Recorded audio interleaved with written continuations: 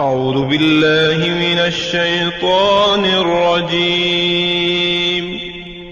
پناہ مانگتا ہوں میں اللہ کی شیطان مردود سے۔ بسم اللہ الرحمن الرحیم۔ شروع اللہ کے نام سے جو بڑا مہربان نہایت رحم والا ہے۔ دا باٹم لائن کے ناظرین کرام السلام علیکم۔ محترم ناظرین، ہم اپنی آج کی ویڈیو میں ایک مشہور و معروف کامل ولی اللہ حضرت خواجہ نور محمد مہاروی چشتی رحمۃ اللہ علیہ کے بارے میں آپ سے چند گزارشات کریں گے۔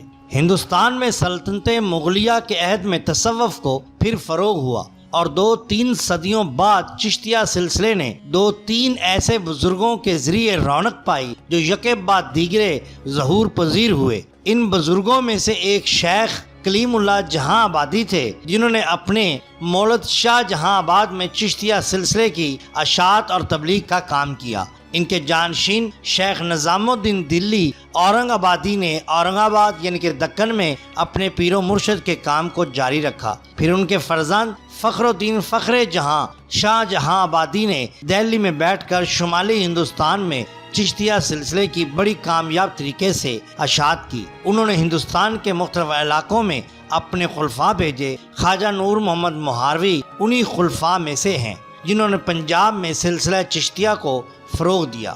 آپ کے والدین نے آپ کا نام بہل رکھا، جس کو آپ کے شیخ شاہ فخر الدین نے بدل کر نور محمد رکھا تھا۔ آپ کی والدہ کا نام عاقل بی بی تھا جو کمال جٹ کی صاحبزادی تھی۔ آپ کے والد کا نام ہندال تھا۔ آپ قبیلہ کھرل سے تعلق رکھتے تھے۔ انوار العارفین میں ہے قوم کھرل قوم پنوار کی ایک شاخ تھی۔ آپ کے آباء و اجداد کا پیشہ زراعت تھا۔ کسی نے خواجہ نور محمد سے ان کے باپ دادا کے متعلق پوچھا تو فرمایا کہ میرے آباء و اجداد زراعت کرتے، مویشی چراتے اور ان کا دودھ دوتے اور لوگوں کے مال پر دوڑتے تھے۔ آپ کا سلسلہ نسب نشیرواں عادل سے ملتا ہے۔ آپ 14 رمضان سن 1142 ہجری بمطابق 1729 عیسوی کو قصبہ چوٹالہ میں پیدا ہوئے، جو بہاولپور کے قریب ہے۔ کچھ عرصہ کے بعد آپ کا خاندان چوٹالہ سے قصبہ مہار میں آ گیا۔ خواجہ صاحب نے پہلے قرآن پاک حفظ کیا، پھر مہار شریف میں ہی رہ کر عقلی اور نقلی علم سیکھتے رہے۔ بعد ازاں ڈیرہ غازی خان جا کر درسی کتب پڑھی۔ پاک پٹن کے نواب میں موضع بیلا کے ایک شخص شیخ احمد کھوکر سے بھی جس وقت شاہ نور محمد آپ سے ملنے کے لیے پہنچے، اس وقت ان کا یہ عالم تھا کہ کپڑے پھٹے ہوئے، بال بڑے ہوئے اور ایک پرانی چادر جسم سے لپٹی ہوئی تھی۔ شاہ فخر کی نظر ان پر پڑی تو تخت سے اتر کر ان کو اپنے پاس بلایا اور نہایت تپاک سے گلے لگایا، ہاتھ پکڑ کر اپنے تخت پر بٹھایا۔ پھر پوچھا کہ کہاں سے آئے ہیں؟ شاہ نور محمد نے جواب دیا کہ پاک پٹن کے قریب و جوار کا رہنے والا ہوں۔ خواجہ فخر نے پوچھا کیا حضرت بابا صاحب کی اولاد سے ہو؟ انہوں نے عرض کیا نہیں۔ پھر پوچھا میرے پاس کس غرض سے آئے ہو؟ شاہ نور محمد نے جواب دیا میں نے سنا کہ آپ تعلیم دیتے ہیں، علم کی کشش مجھے آپ کی خدمت میں کھینچ کر لائی ہے۔ پھر حضرت شاہ فخر نے پوچھا پہلے کس سے پڑھتے تھے؟ عرض کیا میاں برخوردار جی سے تعلیم حاصل کرتا تھا۔ فرمایا میں نے آج کل پڑھانا موقوف کر رکھا ہے، مناسب یہ ہے کہ تم میاں برخوردار جی ہی سے پڑھو۔ شاہ نور محمد نے عرض کی کہ ان میں اور مجھ میں بہت فاصلہ ہے، میرا بہت سا وقت آمد و رفت میں ضائع ہوگا۔ حضرت خواجہ صاحب مسکرائے اور فرمایا خیر اگر تمہاری یہی مرضی ہے تو ہم سے پڑھ لیا کرو۔ اس کے بعد شاہ نور محمد نے آپ سے تعلیم شروع کی۔ چند ہی روز کے بعد انہیں محسوس ہوا کیا وہ جس استاد کی خدمت میں آئے ہیں وہ دریائے علم ہے۔ انہوں نے شاہ فخر کے علمی مرتبے کی تعریف کرتے ہوئے فرمایا سبحان اللہ بحر علم بودند۔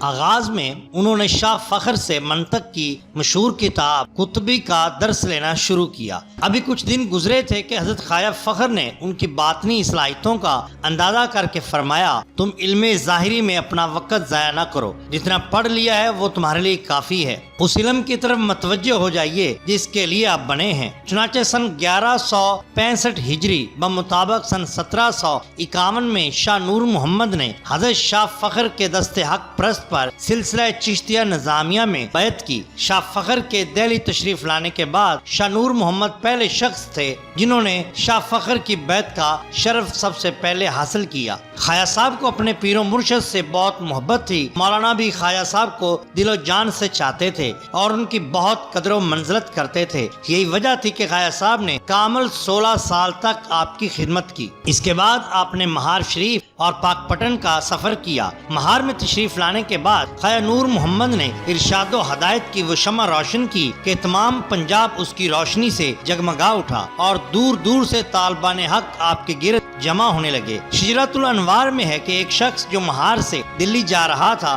خواجہ نور محمد نے اسے فرمایا کہ تم دلی جا کر حضرت شاہ فخر کی خدمت میں حاضر ہونا اور میرے سلام کے بعد عرض کرنا کہ حضور کی توجہ سے یہاں روشنی خوب دیکھی۔ چنانچہ وہ شخص دہلی میں آپ کی خدمت میں حاضر ہوا اور اس نے پنجابی زبان میں شاہ فخر سے کہا، حضرت جی کہ حضرت خواجہ صاحب فرماتے ہیں اساں روشنی اچھی ڈٹھی۔ یہ سن کر شاہ فخر پر ایک کیفیت طاری ہوگی، بار بار اس جملے کو دہراتے اور فرماتے میاں نور محمد خوب آدمی ہیں اور انہوں نے بہت اچھی نسبت ہم سے بہم پہنچائی ہے۔ خواجہ نور محمد مہاروی کا فیض ہر امیر اور فقیر کے لیے یکساں تھا اور کلام خالی از حکمت نہ فرماتے، غرض آپ کا تمام طریقہ اتباع سنت نبویہ تھا۔ زہد و پرہیزگاری کو بہت پسند فرماتے، علم تصوف اور اخلاق کا اکثر شغل رکھتے۔ آپ اپنے مریدوں کی اصلاح اور تربیت کی طرف خاص توجہ فرماتے، ایک روحانی طبیب کی طرح امراض باطنی کا علاج تجویز فرماتے۔ ایک مرتبہ آپ نے حکیم مولوی محمد عمر سے